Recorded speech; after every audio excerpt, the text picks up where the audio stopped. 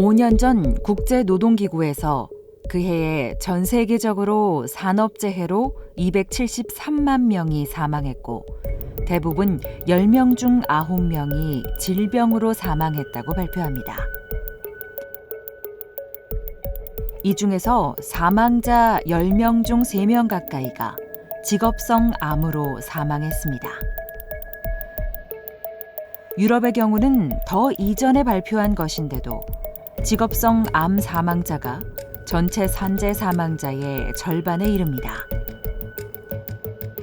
우리나라는 어떤가요? 아직도 사고사가 많죠. 그리고 직업성 암으로 사망한 노동자는 턱없이 적습니다. 왜 이렇게 우리나라는 직업성 암이 적을까요? 우리나라의 일터가 암을 발생시키지 않는 안전한 일터라서 그럴까요? 그럴 리가요.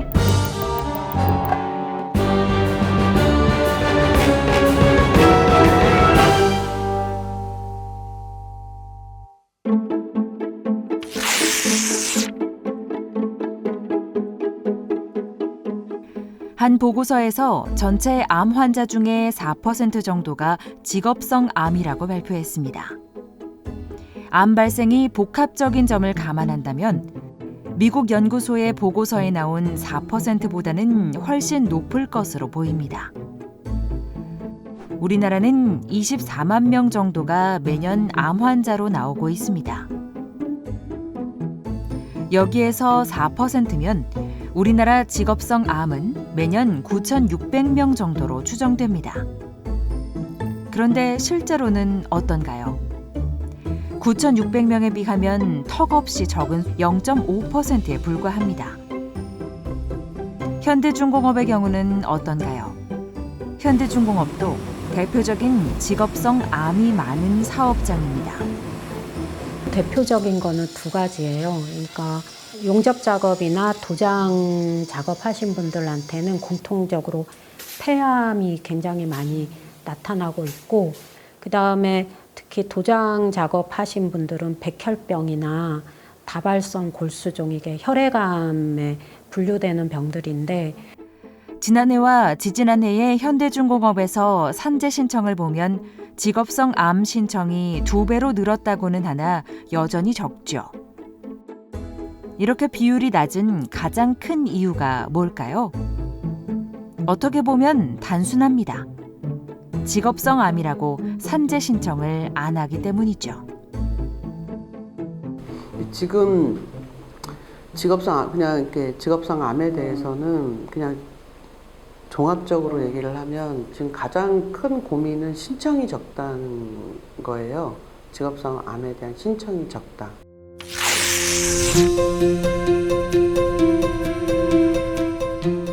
왜 산재 신청을 안 할까?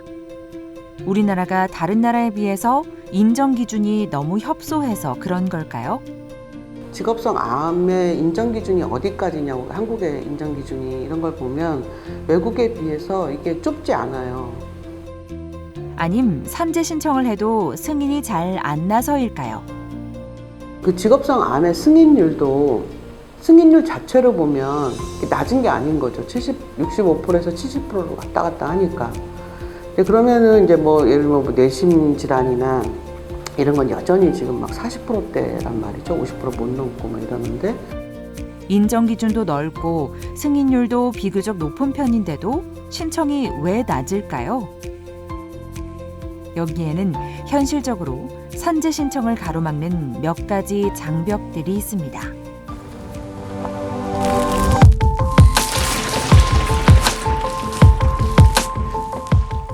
당신은 암입니다. 병원 의사가 나한테 말한다고 쳐봅시다. 이때 이 암이 내 직업과 관련이 있지 않을까라는 생각을 과연 내가 할까요?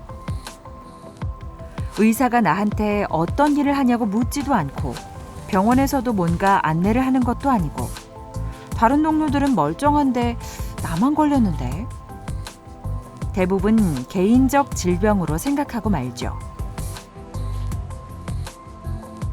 직업성 암의 첫 출발은 바로 의사가 당신은 암입니다 라고 말하는 그 순간인데 그냥 지나가고 말죠. 이제부터 온전히 자신의 책임으로, 가족의 책임으로 암투병은 시작되죠.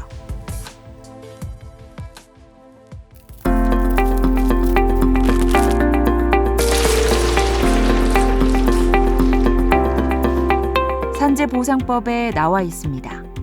이런 화학물질에 노출되면 직업성 암으로 인정해요 라고요. 그리고 일터에도 유해한 화학물질을 표시한 MSDS라는 것이 있죠. 문제는 그것이 너무 어려워 대부분 그냥 지나친다는 거예요. 노동자들이 보면 이해할 수 있을까? 막 이런 생각이 많이 들거든요. 막 화학물질을 막 잔뜩 써놓고, 그 다음에 병명을 막 잔뜩 써놓고, 이런 화학물질이나 뭐 이런 거 막 노출돼서 이런 병이 있으면 이거는 뭐 직업병 인정 기준에 뭐 들어간다 뭐 이런 식인 거잖아요. 그래서 바로 충분한 교육이 필요한데 막상 이런 교육이 현장에서 잘 이루어지지 않고 있습니다. 이렇게 모른 상태에서 막상 암에 걸리면 이 암이 나의 직업과 관련된 암이라고 생각하기 힘들게 됩니다.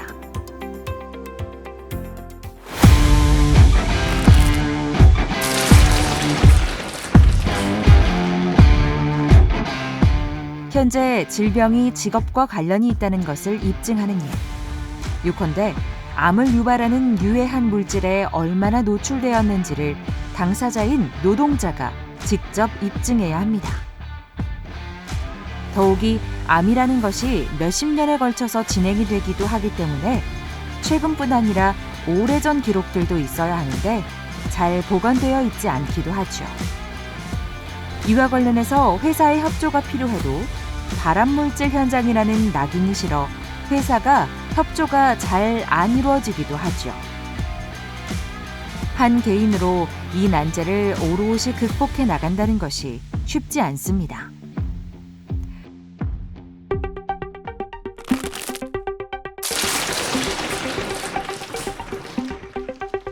백혈병과 폐암 등 직업성 암 판정을 받고 있는데 산재를 인정받기까지 걸린 시간은 2년. 기업이 작업 환경의 비밀을 아예 공개하지 말라는 법을 10년이 지났지만 통과시키면서 달라진 게 없습니다. 골격계 질환과는 달리 암은 산재로 인정되지 않고 있습니다.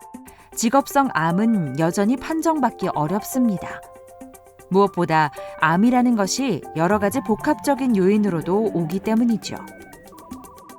오랫동안 용접을 하는 담배 피는 노동자가 있었는데 폐암에 걸렸다고 칩시다.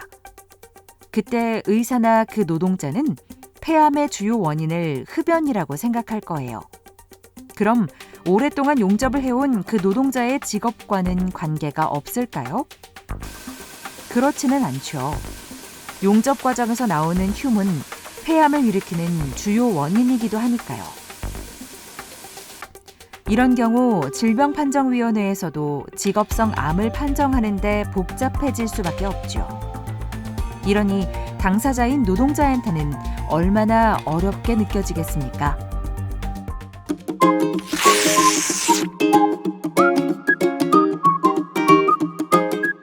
노동자가 직업성 암으로 인정받을 권리, 치료받을 권리를 가로막는 장벽들을 어떻게든 조금씩이라도 허물기 위한 노력들이 있습니다.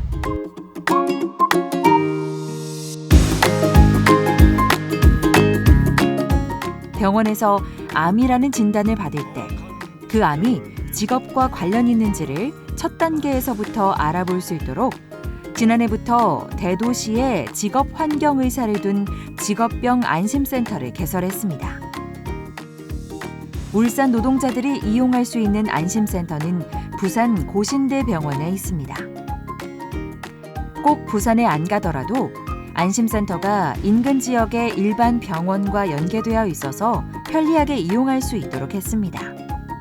이런 게 조금 일단 좀 정비가 잘 안착이 되어야 직업성 암에, 내가 암에 걸리면 직업성 암인지를 의심해보고 직업성 암에 산재 보상이나 여러 가지 자기 권리를 할 수 있고, 이렇게 되어야 이게 신청이 늘 수 있다라는 생각이 드는 거거든요.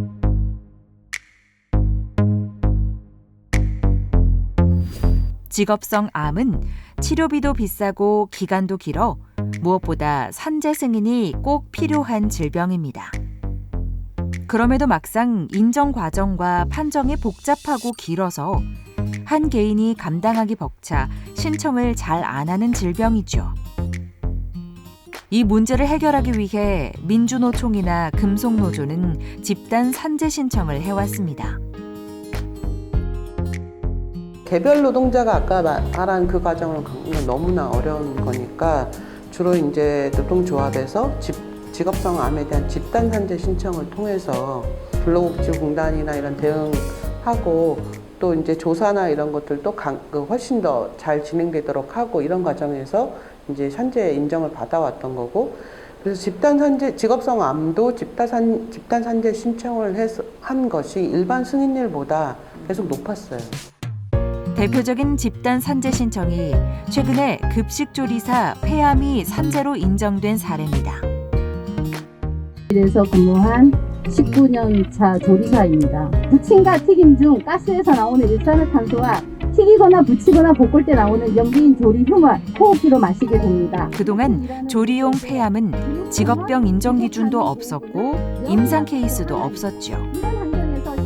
그러나 직업성 암이 의심되자 노동조합이 집단 산재 신청을 전국 학교를 대상으로 진행했고 현재까지 60명 정도가 산재로 승인되었습니다.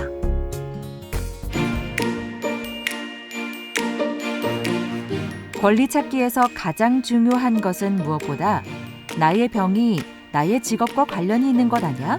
라고 삐딱하게 의심해 보는 겁니다. 지금으로부터 20년도 전인 2000년 5월 34살의 젊은 노동자가 버킷 림프암 진단을 받습니다. 그는 울산 남구 석유화학단지 내에 있는 SK정유사에서 6년간 일을 했습니다. 그는 항암 치료와 조혈모 세포이식 수술을 받아 병이 호전되자 1년 반 만에 복직을 합니다. 그러나 병이 뇌로 전이되어 복직한 지 4개월 만에 사망합니다. 그에게는 6살과 3살, 두 아들과 부인이 있습니다. 부인은 이 상황을 이해할 수가 없었습니다. 남편은 축구 동호회 활동을 열심히 하던 누구보다도 건강한 사람이었습니다. 오직 회사와 집만 왔다 갔다 한 사람이었는데 왜 갑자기 암에 걸렸을까? 부인은 의심하기 시작했고 남편 주치의에게 묻습니다. 병원 치료 받을 때 혹시나 해서 이제 이런 유기용제를 다루는 거와 관련 있는지 물었는데 의사가 벤젠 등의 유기용제랑 암과는 발병할 가능성이 굉장히 있다. 최근의 연구 결과들이 그런 걸 많이 보여주고 있다라는 이런 얘기를 했고 또 소견서로도 적어줬어요. 이때부터 부인은 산재로 인정받기 위해 나섭니다. 당시에는 벤젠과 혈압암 인과관계가 단 한 건 있었던 때이고 회사 또한 은폐와 방해 공작이 심했던 때입니다. 직업성 암으로 밝히는 것은 불가능해 보였습니다. 실제로 첫 번째 산재 신청에서 인정을 못 받았습니다. 그러자 부인과 가족들이 SK 정문에 천막을 치고 직업성 암 인정을 받기 위한 농성에 돌입합니다. 결국 2차에 걸친 역학조사가 실시되고 농성 132일간 만에 직업성 암으로 인정받습니다. 회사에 들어갈 때 건강검진했고 굉장히 건강했고 들어가서도 굉장히 건강하게 생활했던 사람인데 이런 그 혈액암이 온 거에 대해서 이거는 집에 뭐 가족력이 특별히 있는 것도 아니고 하니까 이건 업무 때문인 게 아닐까라는 의심을 처음에 하신 거예요. 그렇게 해서 이 투쟁이 시작이 됐거든요. 1775년경의 영국. 어린 소년들에게서 비교적 희귀암에 속하는 음경암이 발견됩니다.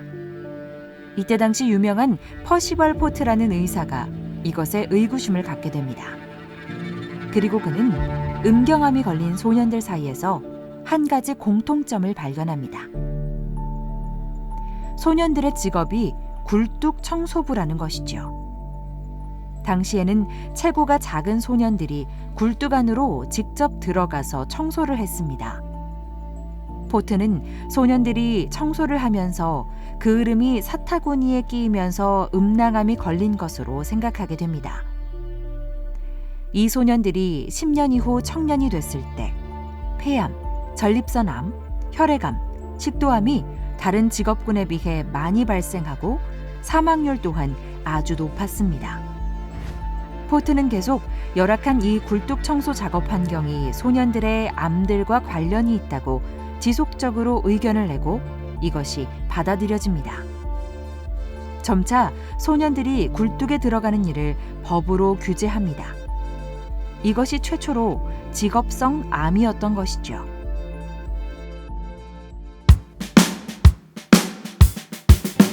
(250년) 전 어린 소년들의 희생으로 질병이 직업과 관련이 있다는 것이 밝혀진 이래 질병과 직업과의 관계가 점점 더 많이, 더 과학적으로 인과관계가 밝혀지고 있습니다.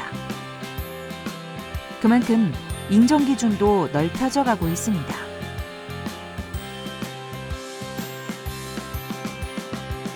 암에 걸렸을 때 이것이 나의 직업과 관계가 있지 않을까?